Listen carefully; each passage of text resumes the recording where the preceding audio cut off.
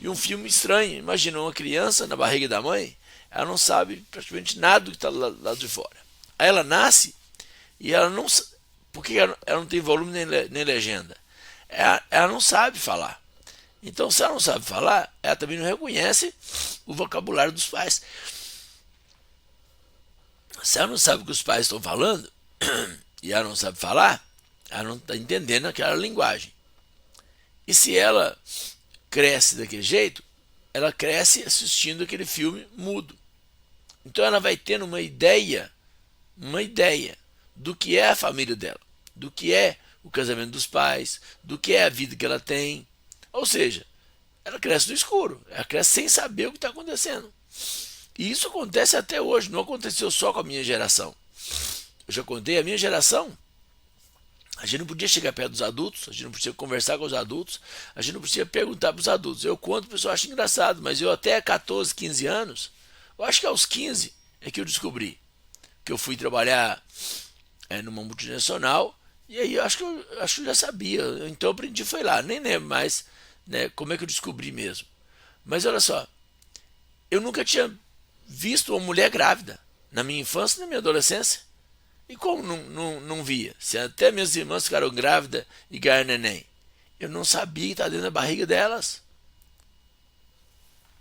Agora, a barriga estava grande, por que eu não perguntei? Porque não podia perguntar. Aí alguém da minha idade fala assim: ah, mas eu perguntava. Você perguntava, mas eu não tinha coragem. Nós somos diferentes. Então, a gente precisa entender essas coisas. As crianças precisam de informação. Por quê? A Bíblia é bem clara. Meu povo está sendo instruído porque lhe falta conhecimento. Tudo que não tem conhecimento tende a, a sofrer as consequências.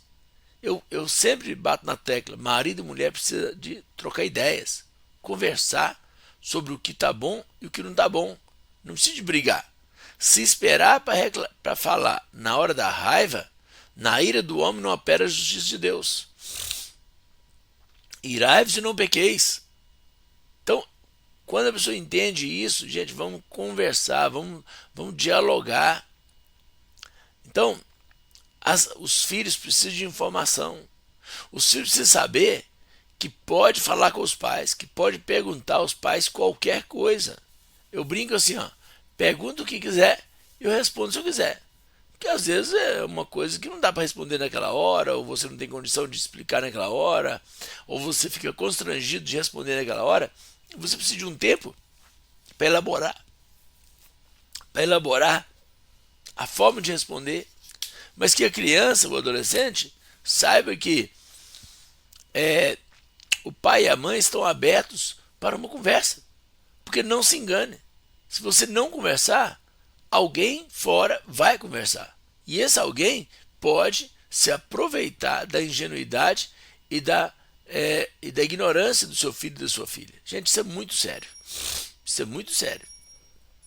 Então, quem tem ouvidos para ouvir, ouça. Vamos lá então. Hoje eu quero falar sobre a questão da transferência de responsabilidade.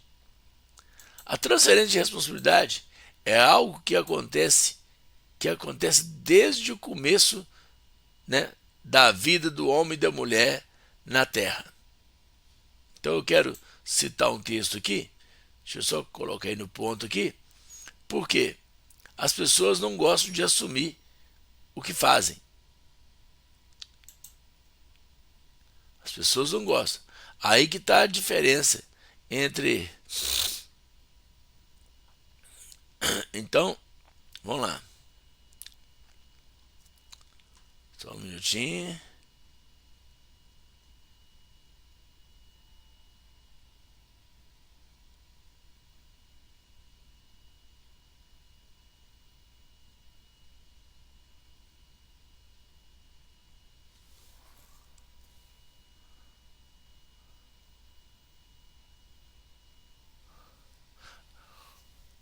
A Bíblia está escrito assim, ó, Gênesis 3. Gente, aqui, ó, não é um canal religioso, mas a base é a Bíblia. Então, não tem problema se você não frequenta igreja, não tem problema se você não acredita, mas eu e a maioria aqui acredita. Então nós vamos usar esse texto aqui para chegar no nosso dia a dia. Está escrito assim, ó, Gênesis 3:8. Quando ouviram a voz do Senhor Deus, que andava no jardim pela viração do dia, esconderam-se da presença do Senhor Deus, o homem e sua mulher, por entre as árvores do jardim. E chamou o Senhor Deus ao homem e lhe perguntou, onde estás? Ele respondeu, ouvi a tua voz no jardim, porque estava nu, tive medo e me escondi. Perguntou-lhe Deus, quem te fez saber que estavas nus? Que estava nu? Comeste da árvore de que te ordenei que não comesses? Então disse ao homem, a mulher que me desse por esposa. Ela me deu da árvore e eu comi. Disse o Senhor à mulher, que é isso que fizeste? Respondeu a mulher, a serpente me enganou e eu comi.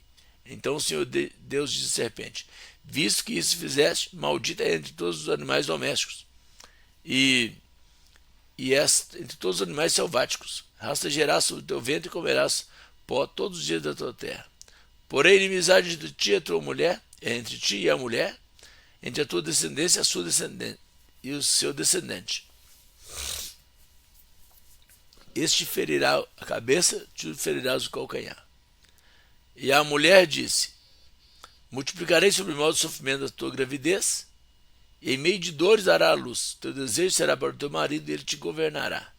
E Adão disse, visto que atendeste à voz da tua mulher e comeste da árvore que te ordenara, não comeste, maldita é a terra, por tua causa, e em fadigas obterás dela o sustento durante os dias da tua vida.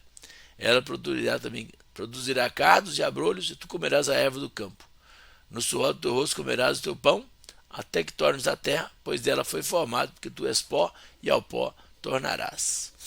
Então, aqui tem várias coisas que podem ser faladas, várias coisas que podem ser consideradas, e eu quero comentar algumas. Bom, olha só. O principal assunto que eu quero tocar nisso aqui, ó, é a transferência de responsabilidade. Adão errou porque Deus deu ordem a ele. Enquanto Eva comeu do fruto proibido, não aconteceu nada. Só foi acontecer alguma coisa quando Adão não comeu. Gente, presta atenção e fique o máximo que você puder, isso é só introdução para eu entrar no assunto do nosso dia a dia. Então, não aconteceu nada quando Eva comeu. Quando Adão comeu, é que aconteceu, porque a ordem foi dada a ele. E aí, quando Deus fala com ele, ele fala assim, eu estou parafraseando, né? Ele falou, mas a culpa não é minha, a culpa é ela que me deu.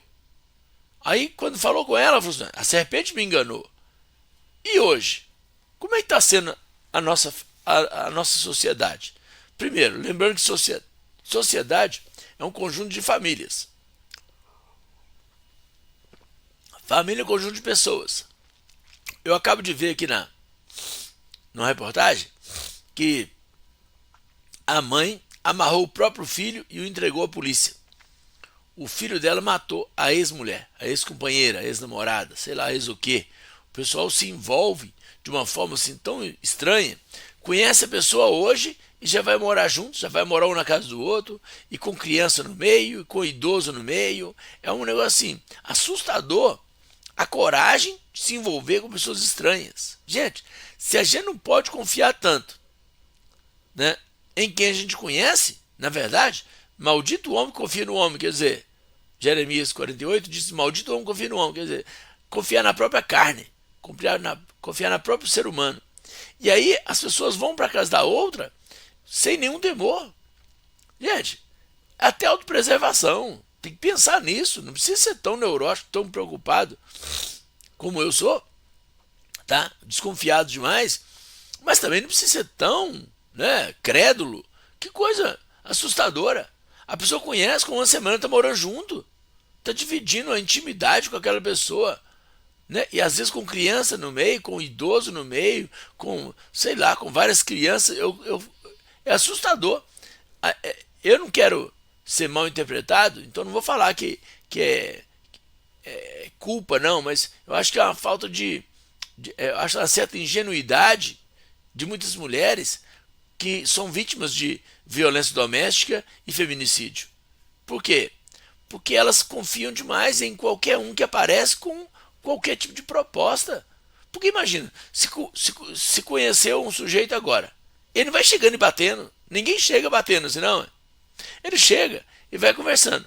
Mas ele começa a dar sinais que é violento, começa a dar sinais que ele já cometeu algum tipo de agressão. A mulher tem que estar atenta a esses sinais, mas não. Mal conversou, 15 minutos depois, eles já estão morando junto. E no primeiro estresse, ele já grita com ela. E ela fala, mas eu já estou aqui mesmo, vou ficar. No segundo momento, ele dá um empurrão.